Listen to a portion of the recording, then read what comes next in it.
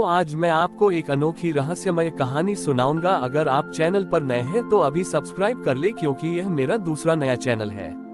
तथा कहानी पूरा देखे, अंत में एक अनोखा रहस्य छुपा है। धन्यवाद। तो सुनिए। एक सुंदर और शांत गांव था जिसका नाम समर्पण धाम। इस गांव के लोग अपनी पूर्णतावादी सोच के लिए प्रसिद्ध थे। उनका मानना था कि लक्ष्मी माता केवल संपूर्ण और दोषरहित चीजों को स्वीकार करती है। दीपावली से पहले हर घर में अपने दियों और सजावट में से दोष निकालने की होड़ लग जाती थी। जरा सा टेढ़ा दिया, जरा सा टूटा हुआ किनारा या जरा सा धब्बा भी अस्वीकार्य था। गांव का सबसे धनी कारीगर रूपचंद इस बात पर सबसे ज्यादा गर्व करता था कि उसके बनाए हुए सारे दिए मशीन की तरह दोषरहित होते हैं। उसका मानना था पूजा में अपूर्णता का कोई स्थान नहीं है। इसी गांव में एक गरीब वृद्ध महिला रहती थी जिसका नाम था ममता माई।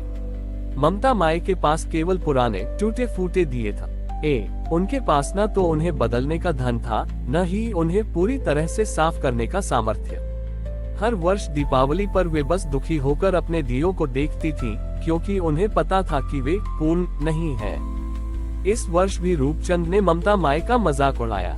रूपचंद ने कहा, ममता माई, इस बार भी तुम वही टूटे फूटे पुराने दिए जलाओगी। तुम्हें पता है न, लक्ष्मी माता अपूर्णता को स्वीकार नहीं करती। तुम क्यों व्यर्थ में तेल बर्बाद करती हो? पूर्ण दिया ही लक्ष्मी को आकर्षित करता है। ममता माई ने नम आंखों से कहा, बेटा, मेरा हृदय तो पूर्ण भक्ति से भरा है, पर मेरे दिए अपूर्ण हैं। शायद यही मेरा दुर्भाग्य है। गांव के संत परम बोध ने ये सब देखा। उन्होंने लोगों के पूर्णता के भ्रम को दूर करने का निश्चय किया। दीपावली की शाम आई। रूपचंद का घर एकदम दोषरहित चमकीले दियों से सजा था। हर दिया एक दूसरे जैसा और एकदम संपूर्ण था। ममता माई ने अपने टूटे फूटे दियों में अपनी पूरी भक्ति का तेल भरा। उनके दियों के किनारे टूटे थे, रंग फीका था, पर लौ जलते ही उनका प्रेम छलका रहा था।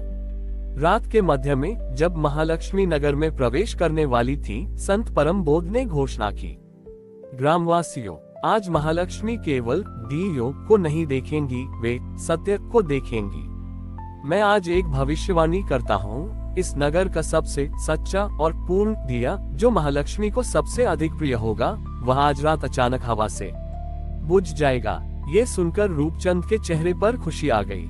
उसने सोचा, जरूर मेरा दिया ही सबसे सच्चा और पूर्ण है, क्योंकि वह दोषरहित है। जब वह बुझ जाएगा तब माँ लक्ष्मी समझ जाएंगी कि वह सबसे श्रेष्ठ था। ममता माई डर गईं, कहीं मेरा टूटा हुआ दिया ही न बुझ जाए और सब लोग मेरी अपूर्णता का मजाक उड़ाएं। उद्धरण चिन्ह। तभी अचानक एक तेज हवा का झोंका आया और संत परम बोध के अपने आसन के पास जल रहा सबसे प्राचीन और शुद्ध दिया, जिसे वह स्वयं वर्षों से जला रहे थे, बुझ गया। पूरा गांव सन्न रह गया।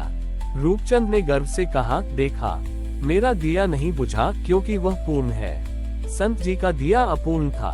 संत परम बोध ने मुस्कुराते हुए बुझे हुए दिए की ओर देखा। उन्होंने कहा, नहीं रूपचंद, यह मेरा दिया सबसे पूर्ण था और इसीलिए यह बुझ गया। ये बुझा इसलिए ताकि मैं तुम्हें पूर्णता का अर्थ समझा सकूं।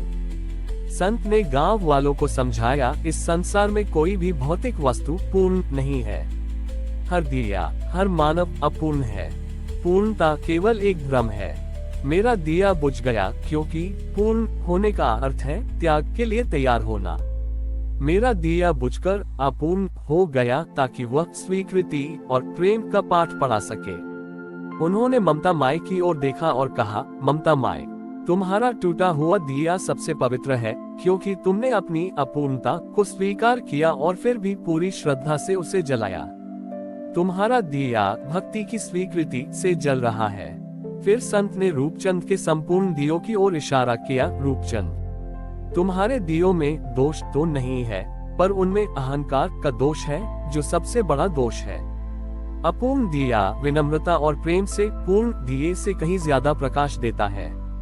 उस दिन गांव वालों ने समझा कि लक्ष्मी माता दोषरहित चीजों में नहीं, बल्कि हृदय की विनम्रता और अपूर्णता की स्वीकृति में निवास करती है।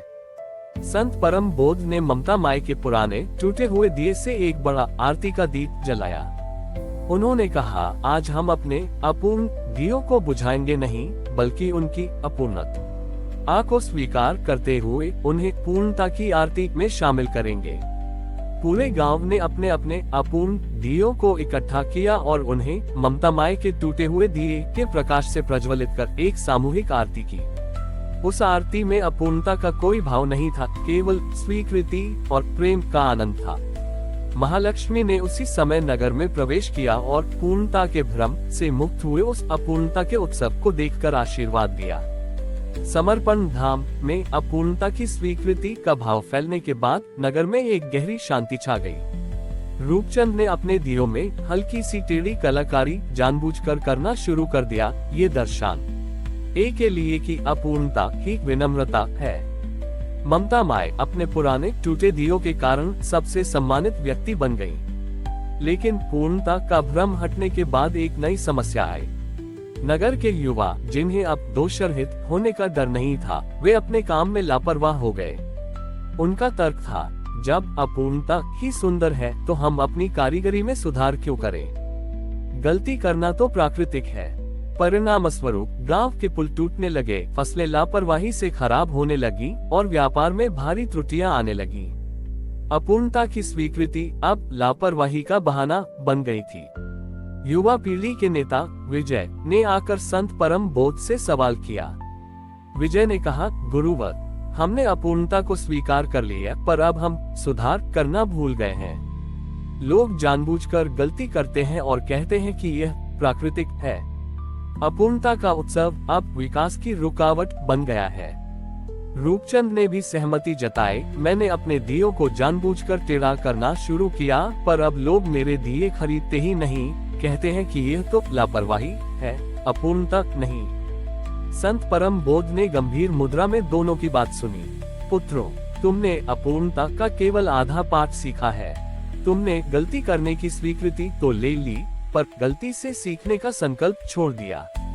अपूर्णता का उत्सव का अर्थ लापरवाही का समर्थन नहीं है। संत ने उन्हें दीपावली के लिए अंतिम और सबसे महत्वपूर्ण पाठ दिया, त्रुटि का सम्मान और सुधार का दिया। उन्होंने समझाया, याद रखो, ममता माई के दिए टूटे हुए थे, पर वह हर वर्ष उन्हें पूरी मेहनत से साफ करती थी। वह अपूर्णता को स्वीकार करती थी, पर लापरवाही नहीं करती थी। अपूर्णता का सम्मान यह है कि तुम अपनी त्रुटियों को स्वीकार करो और फिर पूरी लगन से उसे सुधारने का संकल्प लो। इस दीपावली पर संत बोध ने नगरवासियों को एक नया संकल्प लेने को कहा। दीपावली की शाम को गांव के सभी लोगों ने अपने अपने पिछले वर्ष की सबसे बड़ी त्रुटि, जैसे टूटा हुआ पुल, खराब हुई फसल, बिगड़ा हुआ हिसाब को याद किया। हर व्यक्ति ने अपनी त्रुटि के प्रतीक के रूप में एक लकड़ी का छोटा टुकड़ा लिया और उसे नगर के चौराहे पर एक विशाल गड्ढे में डाला। रूपचंद ने अपनी अहंकार की त्रुटि का टुकड़ा डाला। विजय ने अपनी लापरवाही की त्रुटि का टुकड़ा डाला। जब गड्ढा त्रुटियों के लकड़ी के टुकड़ों से भर गया तो संत बोध ने उस पर ममता माई के पुराने दिए से आग लगाई। वह आग अतीत की गलतियों को जलाने वाली अग्नि थी। जैसे ही आग जली, संत ने कहा, यह अग्नि तुम्हारे अपूर्णता के दोषों को जला रही है, अब तुम मुक्त हो। फिर उन्होंने उस राख को लिया, उसमें पवित्र जल मिलाया और उससे सुधार का दिया बनाया। ये दिया हर घर को दिया गया। संत ने कहा, आज से ये दिया तुम्हें याद दिलाएगा कि तुम्हारी सबसे बड़ी शक्ति दोषरहित होने में नहीं, बल्कि गलती करने के बाद उसे स्वीकार करके पूरी लगन से सुधारने में है। ये दिया सुधार का संकल्प है। उस रात जब लोगों ने अपने अपने घरों में सुधार का दिया जलाया तो उनकी रोशनी में एक नया आत्मविश्वास था। वह लापरवाही का नहीं, बल्कि जिम्मेदारी का आत्मविश्वास था। महालक्ष्मी ने उसी समय नगर में प्रवेश किया। उन्होंने देखा कि लोग न तो पूर्णता का घमंड कर रहे हैं, न ही अपूर्णता का बहाना बना रहे हैं। वे शांत भाव से अपनी त्रुटियों की राख से नया सुधार का संकल्प ले रहे हैं। लक्ष्मी माता ने आशीर्वाद दिया, मैं केवल वहीं निवास करती हूँ जहाँ स्वीकृति प्रगति को जन्म देती है। जो व्यक्ति अपनी त्रुटियों का सम्मान करता है पर उसे सुधारने के लिए निरंतर प्रयत्नशील रहता है, वही सबसे बड़ा धनी और सबसे बड़ा ज्ञानी है। इस प्रकार समर्पण धाम ने दीपावली को अपूर्णता की स्वीकृति और निरंतर सुधार के संकल्प के रूप में मनाना शुरू कर दिया। हमारी और भी आध्यात्मिक एवं अनोखी कहानियाँ देखने के लिए हमारे चैनल पर जाएं तथा धार्मिक एवं पौराणिक अनोखी कहानियाँ हमारे चैनल पर है। कृपया जाके देखें तथा हमारे चैनल को सब्सक्राइब करके रखें और वीडियो लाइक जरूर करें। धन्यवाद।